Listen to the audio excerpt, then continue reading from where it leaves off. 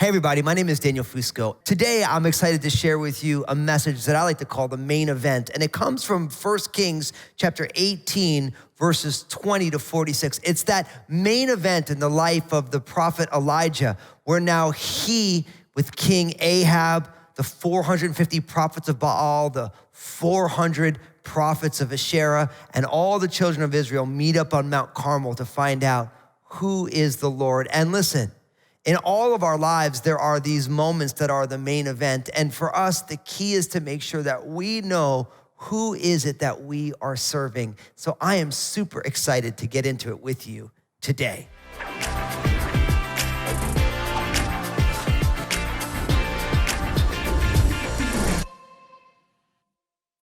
So we're picking up now 1 Kings chapter 18, verse 20. It says this: So Ahab sent for all the children of Israel and gathered the prophets together on Mount Carmel. And Elijah came to all the people and said, "How long will you falter between two opinions? If the Lord is God, follow him. But if Baal, follow him." But the people answered him not a word. And then Elijah said to the people, "I alone am left a prophet of the Lord, but Baal's prophets are 450 men. Therefore, let them give us 2 bulls. And let them choose 1 bull for themselves, cut it in pieces, and lay it on wood, but put no fire under it. And I will prepare the other bull. I will lay it on the wood, but put no fire under it. Then you call on the name of your gods, and I will call upon the name of the Lord. And the God who answers by fire, he is God." So all the people answered and said, "It is well spoken." So what we learn here first, and we learn it from the question that Elijah asked the children of Israel, it's the question really becomes for each one of us is that, who are you gonna choose? And really we learn you have to choose. The children of Israel had been faltering between two opinions. They had a great history of knowing the Lord, the true and living God, the God of Abraham, Isaac, and Jacob. But in their most recent history, they had been worshiping the gods of the land, the Baals and the Asherahs and all the different gods of the different people that were surrounding them. And really, it was time for the children of Israel to make a choice. If Baal is God, then worship and serve him. If the Lord, if he's God, then worship and serve him. And really for each one of us, that's something that we have to make the choice, because Jesus told us you can't serve 2 masters. You'll either love one and hate the other, or you'll be loyal to one and despise the other. He said you can't serve God and mammon or God and money. And in the same way, right now, many of us are sitting on the fence where, you know, you have 1 foot in the things of God and you have 1 foot in the things of the world. And what really when you're doing that, you're not meant to sit on a fence. You're supposed to, it's meant to be a divider. It's uncomfortable to sit on the fence. And so we have to choose who it is that we are going to serve. And as Bob Dylan, the great American theologian, said, everybody's got to serve somebody. So you have to make a choice, whether it's God or something else. Now, there's a question that's going to come on up. So if you're on your own, don't rush over the questions. It's a chance for God to speak and to do some work. Grab a journal and spend some time in prayer. If you're in your community group, I want you to talk about it within your group and open up your hearts and lives to one another. That's why you're there together. And I'll be right back with you. Go ahead. What is one thing that regularly competes with your love for Jesus? Is there anything in your life right now that is causing you to sit on the fence, either in your trust for God or your obedience to something that He's asked you to do? In the main event of your life, what is the choice you are facing?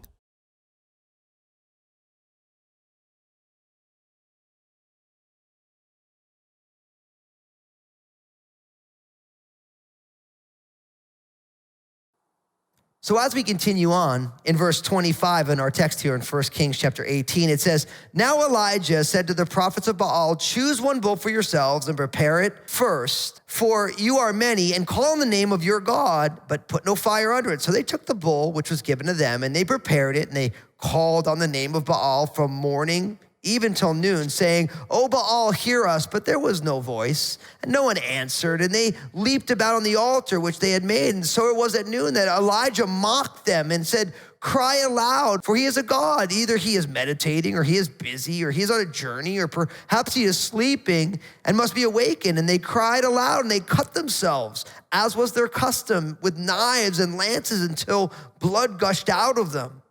And when midday was past, they prophesied until the time of the offering of the evening sacrifice. But there was no voice. No one answered. No one paid attention. Verse 30, then Elijah said to all the people, come near to me. So the people came near to him, and he repaired the altar of the Lord that was broken down. And Elijah took 12 stones, according to the number of the tribes of the sons of Jacob, to whom the word of the Lord had come, saying, Israel shall be your name. Then with the stones, he built an altar in the name of the Lord, and he made a trench around the altar large enough to hold 2 seahs of seed. And he put the wood in order, cut the bull in pieces, and laid it on the wood and said, fill 4 water pots with water and pour it on the burnt sacrifice and on the wood. And then he said, do it a second time. And they did it a second time. And he said, do it a third time. And they did it a third time. So the water ran all around the altar, and he also filled the trench with water. And it came to pass at the time of the offering of the evening sacrifice that Elijah the prophet came near and said, Lord God of Abraham, Isaac, and Israel, let it be known this day that you are God in Israel, and that I am your servant, and that I have done all these things at your word. Hear me, O Lord, hear me, that this people may know that you are the Lord God, and that you have turned their hearts back to you again. Then the fire of the Lord fell and consumed the burnt sacrifice, and the wood and the stones and the dust, and it licked up the water that was in the trench. And when all the people saw it, they fell on their faces. And they said, the Lord, he is God. The Lord, he is God. And Elijah said to him, seize the prophets of Baal. Do not let one of them escape. And so they seized them, and Elijah brought them down to the brook Kishon, and he executed them there. You see the main event. Really what's going on here is there's 2 camps. There's the 450 prophets of Baal, and there's the majority of one, Elijah. Elijah said, listen, we're here on Mount Carmel, which according to the Sidonites, that was where Baal dwelt. So the prophets of Baal, they had home court advantage. He said, listen, you get to choose your bull. So they get to choose the bull. And they prepared everything. They weren't allowed to put fire underneath it, because whichever God answered by fire, he is God. And you saw what happened. The prophets of Baal, they prayed for 3 hours. Nothing happened. Then Elijah starts to mock them. Oh man, you might gotta pray louder. He's a God. Maybe he's out meditating. Maybe he's asleep. Maybe he's taking care of himself. Maybe he's just not available right now. And they began to cry out all the more. They were leaping around. They were using knives and lances to cut themselves, but there was no answer. But then Elijah started to work. And really, the principle we learn as we watch Elijah is that you and I, we need to make the necessary preparations. Elijah had certain things he needed to do so that God could reveal himself to the people. And in the same way as Elijah needed to prepare things, we need to make preparations in our own lives, in our own families, in our own communities, so that God can do the things that he wants to do. For Elijah, he started to rebuild the altar that was broken down there, and he took 12 stones, symbolic of the 12 tribes of Israel. Right? Then he cut the wood, he took the bull, he cut the bull up, he put him on the altar, they dug a trench around, and he asked for water pots. I mean, talk about putting yourself at a disadvantage. If you've ever tried to build a fire and you douse it with water, it's really hard for wet wood to be lit. But sure enough, they did that 4 times, and instead of screaming and yelling, instead of cutting himself, he simply asked God to reveal himself, to show the people that he is God. And sure enough, fire came down. And fire consumed everything, the bull, the wood, even the stones, and all the water that was in the trench underneath, it all got licked. And the people fell on their faces. The Lord is God. See, at the main event, Elijah did everything he needed to do so God could reveal himself to the people. And sure enough, they ended up executing the 450 prophets of Baal. Now, here's my encouragement for you. What preparations is God asking you to do? Right? So that God can reveal himself. So there's a question that's gonna come on up. If you're in your community group, I want you to talk about it. If you are on your own, don't rush through the question. Spend some time so we can really dial down into what God has. And I'll be right back with you. With the knobs on your side of the wall, what is God asking you to do so that he might do a miraculous work in your life? What spiritual disciplines do you need to implement in your life to prepare your heart for God to work in and through you?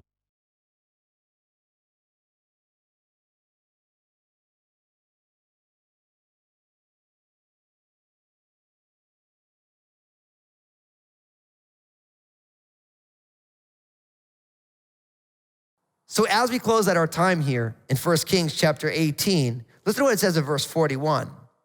Then Elijah said to Ahab, go up, eat and drink, for there is the sound of the abundance of rain. So Ahab went up to eat and drink, and Elijah went up to the top of Carmel. Then he bowed down to the ground and put his face between his knees. And he said to his servant, go up now and look toward the sea. Then he went up and he looked and he said, there is nothing. And 7 times he said, go again. Then it came to pass the 7th time that he said, there is a cloud as small as a man's hand rising out of the sea. And he said, go up and say to Ahab, prepare your chariot and go down before the rain stops you. Now it happened in the meantime that the sky became black with clouds and wind, and there was a heavy rain. So Ahab rode away and went to Jezreel. Then the hand of the Lord came upon Elijah, and he girded up his loins, and he ran ahead of Ahab to the entrance of Jezreel. See what's happening? After the Lord has revealed himself by consuming the drenched with water offering with fire, and after the 450 prophets of Baal were executed in the valley below, then Elijah says to Ahab, now listen, go throw a party, because I hear the sound of the abundance of rain. But if they would have looked up, there was not even a cloud in the sky. But God fulfills his promises. That's what we learn here. God fulfills his promises. God told Elijah that it was time for rain. And Elijah went, and we see God being a God who not only makes promises, but fulfills promises. The people's hearts turn back to the Lord. God's gonna bring rain now. And sure enough, Ahab went to go throw a party, and Elijah went up to the top of Mount Carmel and he began to pray. He prostrated himself before the Lord. He bowed himself before the Lord and he prayed. And then he asked his servant, hey, go look at the sea. Is there clouds?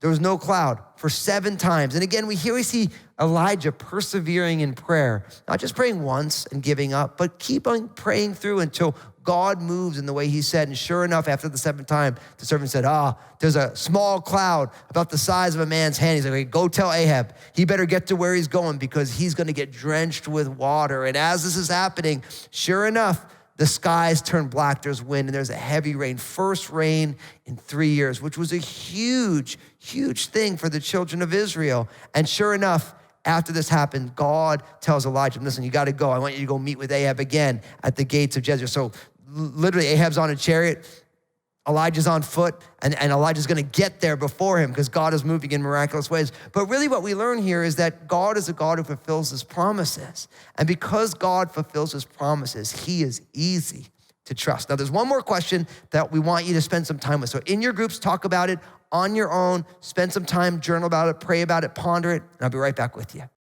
What is your prayer life like currently? Do you pray earnestly? How do you need to agree with God in the work he wants to do in the world? What do you need to pray earnestly about right now?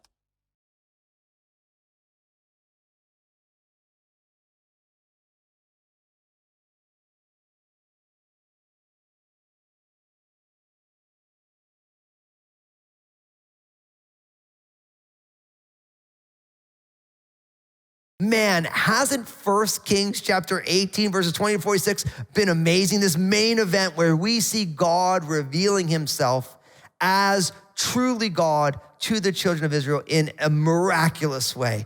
It's been a great time that we've had together. I can't wait to see you next time.